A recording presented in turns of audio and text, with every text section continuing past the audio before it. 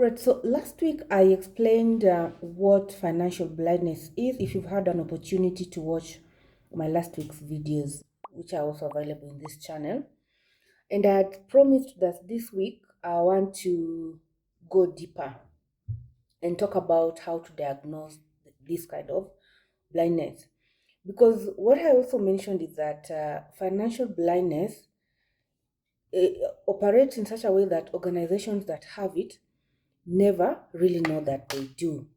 So today I want to give you 4 specific warning signs, clinical indicators, like how you would clinically be diagnosed if you are sick.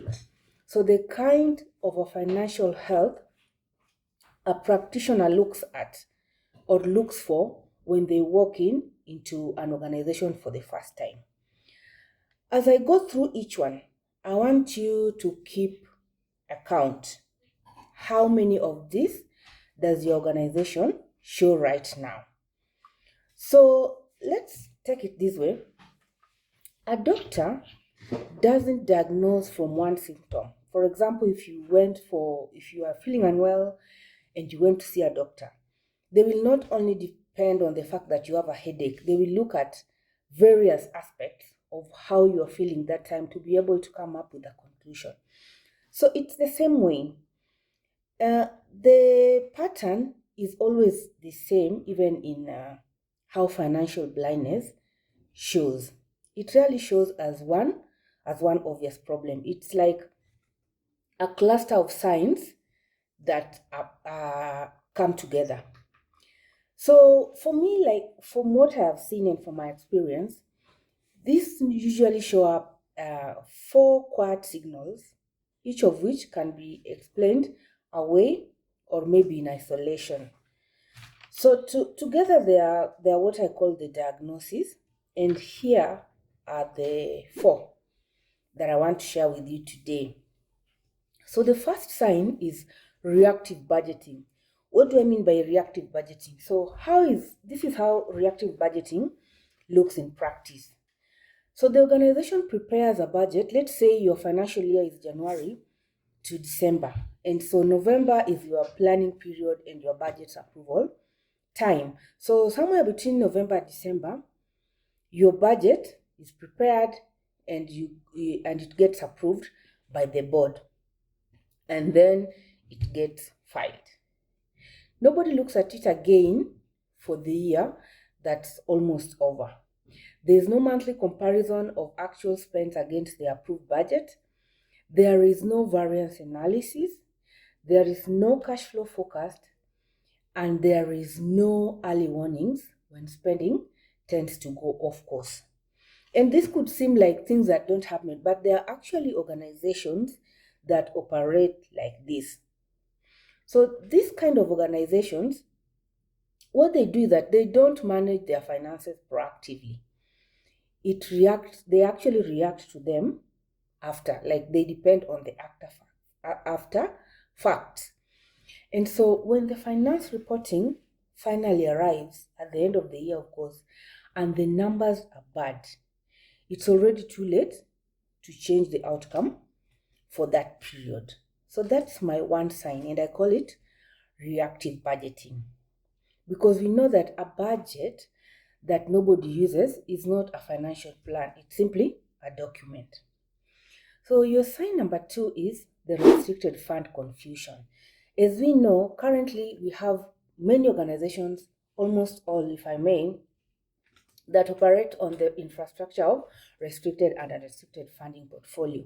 Matured organizations will always want to watch this and make sure that the leverage between the two is something that their organization can accommodate, and it takes the organization from the risk of too much unrestricted funding or too much restricted funding. But that's not what I wanted to say about sign 2. What do I mean by restricted fund confusion?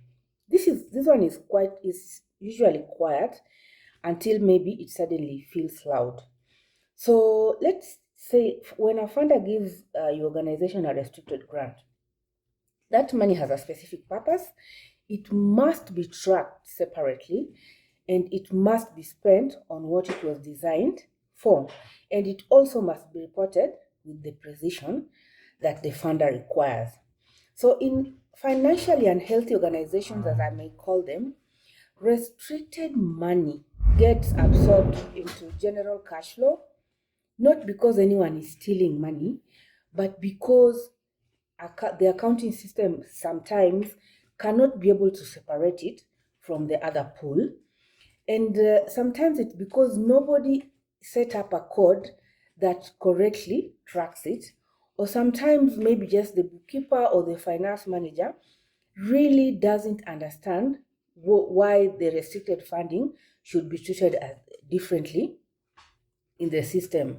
Because at the end of the day, we have a scenario where all our funds sometimes goes into the same bank accounts. So really somebody who is not well versed may not see the need to track it differently. So the end of the circle comes when the grant reporting period comes. And so what happens? The organization cannot demonstrate where actually the money is, because they, not that they didn't use it in the purpose, but they didn't just track it that way. And sometimes you find that there are some funders who actually want to see the ledger, the actual ledger of how the funds was applied vis-a-vis the general total of how the grant was spent. So in that scenario, and I've seen organizations finding themselves in that scenario, and they end up losing a renewal because of just that one issue of properly tracking a restricted grant. Because in grant funding, and generally in practice, in finance, if you cannot demonstrate, if you cannot record properly, then the assumption is that it did not actually happen. So the third sign is the slow close. I think I've spoken about the issue of slow close of financials so many times in my videos, and it's just because it's the fundamental place, it's the start, it's the foundation that drives reporting and compliance. So here is the benchmark. A well-run organization, finance operations, closes its monthly accounts within 10 business days of the month end. Some are good enough, they even do 5, but I will give 10 from my of almost a decade, 2 decades of experience. I will give it a 10, just because of the different complexities with the different organizations in different contexts. But what does closing accounts really mean? It means recording the bank statements, coding all transactions correctly, producing management accounts, and having them reviewed by whoever needs to see them. So in financially healthy organizations, this process takes 3 weeks, 4 weeks sometimes 5. Which means that on the 15th day of April, let's say if we are talking about the month of March, the most recent financial information is available for the leadership and the management from the end of the last month to be able to be used. So you see, when you are in that scenario, you are always up to date with your reports. But in a scenario where it goes beyond, like those weeks that I mentioned, you are always managing the past. You cannot see what is happening now. You cannot anticipate what is happening next, because you are late. Your reports are coming late. Like if you are reviewing February reports in May, you've not even looked at March, you don't even know what's happening in April. How can you talk about what is coming to happen in July, for example? And every financial decision made during those 5 weeks of lapse or of delay is made of information that no longer reflects reality. So you cannot manage, like I was saying, you cannot manage what you cannot see. And you cannot see anything when your data is always several weeks or several months behind. So that was sign number 3. Sign number 4 is that the board stops asking financial questions. I think I've also mentioned this in one way or the other in my previous videos. This one is the most revealing of the four signs, if I can tell you. And it is one of the most often explained away. So as finance leads, we tend to explain it like, oh, our board members are very busy professionals, and so they trust us. Or we say we've got a great relationship with the board, so they don't micromanage. Or the treasurer reviews everything and the rest of the board is focusing on strategy. So that's how we want to interpret that disengagement. But I want to reframe those explanations. Because when a board stops asking financial questions, it's not always because they trust you. Sometimes it's because they have learned that asking is uncomfortable, that the answers are unclear, or that the reports are confusing. And sometimes that the numbers change between meetings. There is no single point of truth. And so nobody in the room seems confident, and so everyone stops probing. And we know that a board that cannot interrogate your finances is a board that cannot govern your organization. And that's the sad reality. Because board silence, if you look at it keenly, is really not trust per se, but it's often the sound of unasked questions. So what I would like you to do after listening to this video is let's talk about your score. 4 signs. If you look at those 4 signs, how many did you recognize in your organization? If you recognize that you only had 1, then you have an early warning. One system needs attention. If you recognized 2 or 3, then you have a financial health problem, and that is manageable now, but will be urgent. If you recognize 2 or 3, let me come again.